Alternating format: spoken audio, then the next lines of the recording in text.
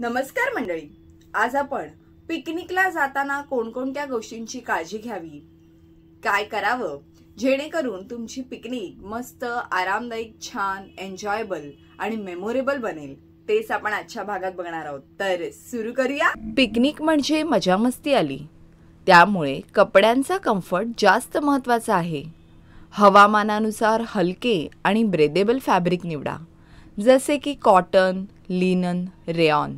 कपडे निवडताना ते खूप जास्त घट्ट नसतील याची काळजी घ्या, कारण अशा कपड्यांमध्ये तुम्ही खूप जास्त अनकम्फर्टेबल होता.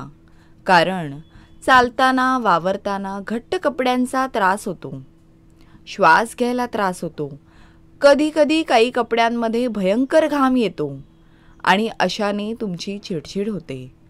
त्यामुळे फॅशन करताना सुद्धा तुम्ही त्या कपड्यात नीट वावरू शकताय का ते पाहणं सुद्धा फार गरजेचं आहे. कधीही पिकनिकसाठी असे कपडे निवडा जे तुम्ही आधी 2-4 वेळा घातले असाल आणि तुम्हाला त्यात वावरणं सोपं असेल. कारण तुम्ही पहिल्यांदाच घालण्यासाठी एखादे कपडे पिकनिकसाठी निवडत असाल तर तुम्हाला त्या कपड्यांचा अंदाज नसतो की ते कपडे आतून चावतायत का, तुम्हाला त्यात बसता उठताना काही त्रास होत नाही ना, त्या कपड्यांमध्ये चालताना तुमच्या मांड्या घासल्या जाऊन तुम्हाला चालायला त्रास होतोय का, या कोणत्याही गोष्टीचा अंदाज आपल्याला येत नाही.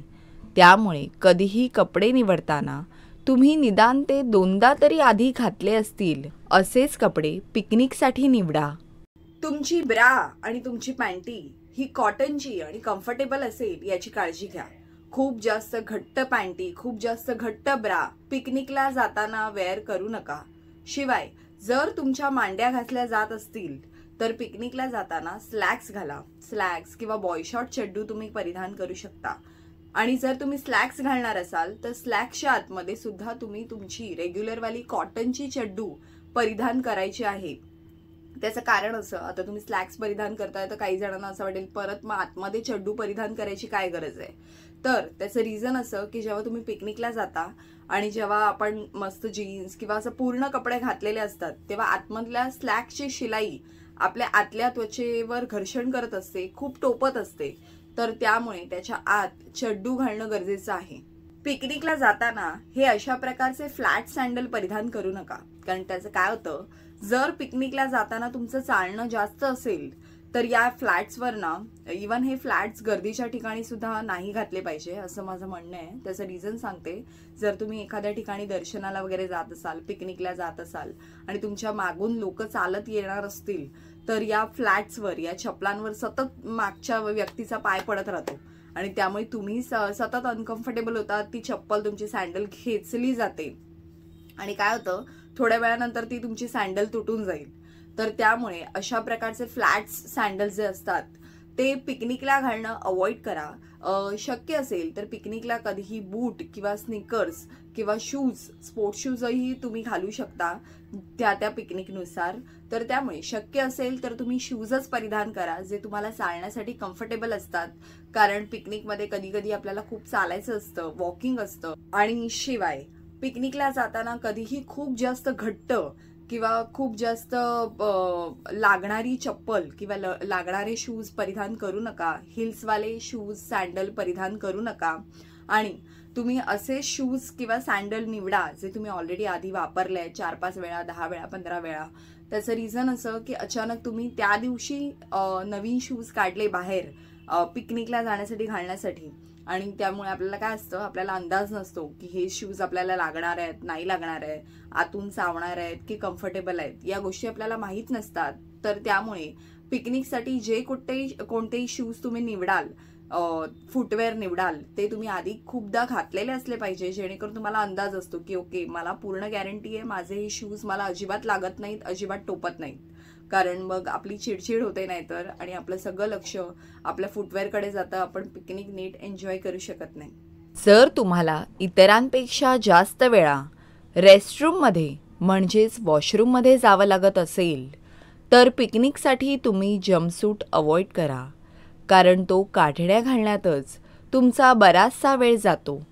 त्याऐवजी jeans jacket top, short one piece, leggings top, leggings kurta, cord set, oversize T shirt आणि पॅन्ट, शॉर्ट पॅन्ट आणि शर्ट, मॅक्सी ड्रेस, स्कर्ट आणि टॉप, लूज पॅन्ट आणि शर्ट, लूज पॅन्ट आणि टी शर्ट यासारखे पर्याय तुम्ही निवडू शकता.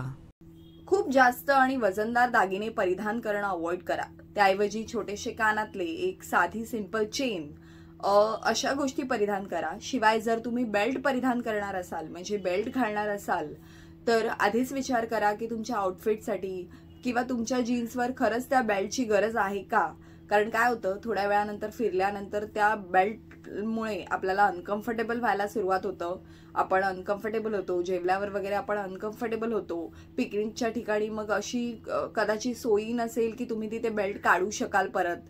तर त्यामुळे जर तुम्हाला त्या बेल्टची खरंच गरज असेल, तुमच्या आउटफिटला त्या बेल्टची गरज असेल तरच घाला. पण बेल्ट निवडताना सुद्धा योग्य तो आणि कम्फर्टेबल बेल्ट निवडा. खूप मोठे मोठे तो पॅचेस असलेला, मोठे मोठे बक्कल्स असलेला बेल्ट घालू नका. कारण इथे बसल्यावर मग तुम्हाला ते खूप टोपतं.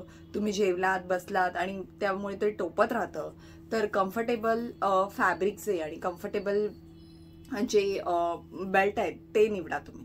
पिकनिकसाठी हँडबॅग ऐवजी बॅकपॅकची निवड करा, म्हणजे तुमचे हात मोकळे राहतील.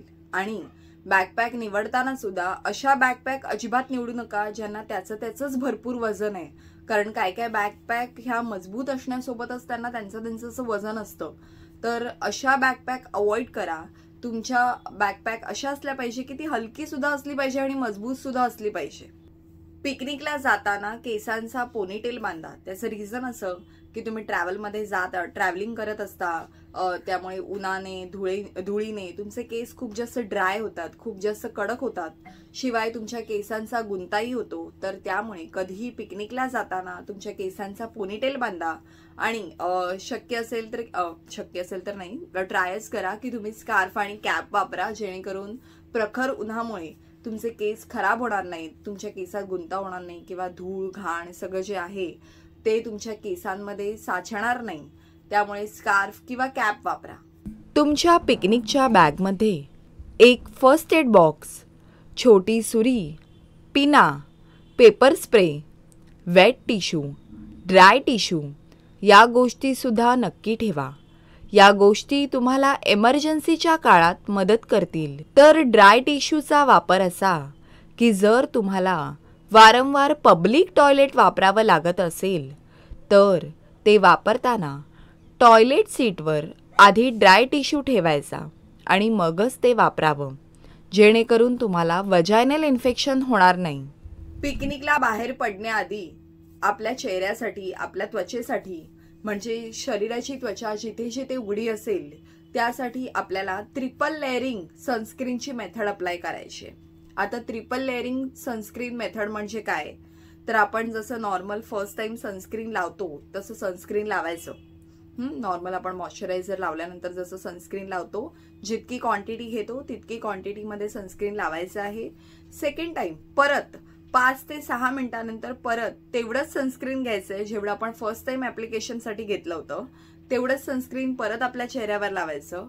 परत एक 5-6 मिनिटं आपल्याला थांबायचंय आणि परत तिसरी लेअर आपल्याला सनस्क्रीनची लावायची आहे. त्याच्यामध्ये पण तुम्हाला सेम क्वांटिटी घ्यायची आहे जी तुम्ही फर्स्ट टाइम घेतली होती. तेवढ्याच क्वांटिटीमध्ये तुम्हाला परत तिसऱ्यांदा तुम्हाला सनस्क्रीन लावायचं आहे. थोडासा व्हाईट कास्ट तुमच्या चेहऱ्यावर दिसू शकतो, तुम्ही थोडेसे भूत टाइप्स दिसू शकता. पण ज्यावेळी तुम्ही ट्रिपल लेअरिंगचं सनस्क्रीन लावता त्यावेळी तुमचं उन्हापासून छान संरक्षण होतं. कारण आपण पिकनिकला जाताना आपण सतत बाहेर असतो, सतत आपण उन्हाच्या संपर्कात असतो. तर त्यामुळे आपली त्वचा भयानक टॅन होते आणि हे टॅनिंग महिनाभर जात नाही. तर त्यामुळे ते वाचण्यासाठी आपल्याला ही मेथड अप्लाय करायची आहे. या सर्व गोष्टी जर तुम्ही फॉलो केलात तर तुमची पिकनिक नक्कीच मेमोरेबल आणि आनंददायी बनेल. अशाच माहितीपूर्ण आणि नवीन व्हिडिओसाठी आपल्या चॅनलला सबस्क्राईब करा. व्हिडिओ आवडला असेल तर लाईक करा. थँक्यू.